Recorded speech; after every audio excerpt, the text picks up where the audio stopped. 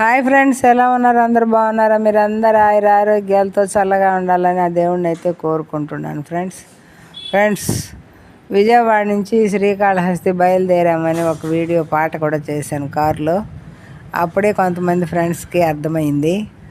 రజిత గారని నా friend, YouTube friend, ఆవిడైతే అయ్యి బాబోయ్ కార్తీక మాసంలో శివయ్య దగ్గరకు పోతున్నారా, సొంతూరు కూడా అదే అంటున్నారు, ఎప్పుడు మీకు శివయ్య ఆశీస్సులు అంత దగ్గరగా ఉన్నారని చెప్తున్నారు కాబట్టి మీకు శివయ్య ఆశీస్సులు ఎల్లప్పుడూ ఉండాలా నేను కోరుకుంటున్నాను అని చెప్పి నన్ను ఆశీర్వదించింది. ఆవిడకి మెనీ థ్యాంక్స్ అండి, ఆవిడ ఆ మాట అన్నందుకు.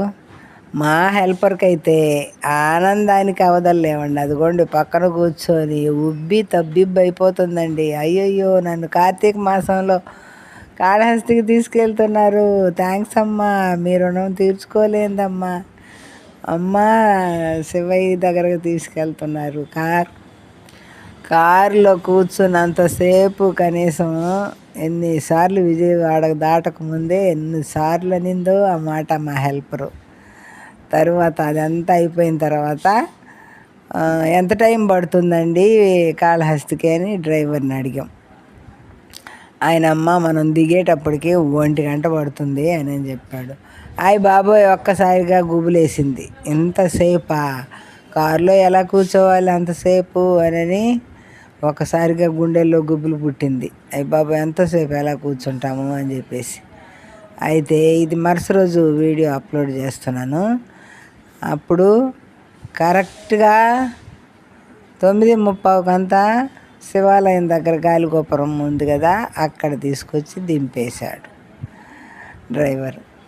అదేంటండి 1 గంట అని అన్నారంటే, నేనేం చేసేదమ్మా, మ్యాప్లో అలా చూపించింది అని చెప్పాను అన్నారు. సరే ఓకే, ఇంక దిగేసాము.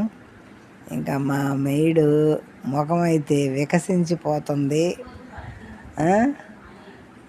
ఇంకా ఫ్రెష్ అయిపోయి పడుకొని నిద్రలేసి తెల్లవారి లేచి ఆవిడ్ని గుడికి పంపించి, అంటే మళ్ళీ రిటర్న్ వెళ్ళిపోవాలి కదండి విజయవాడకి మా హెల్పరు, అందుకనేసి రిటర్న్ పంపించేస్తున్నాము.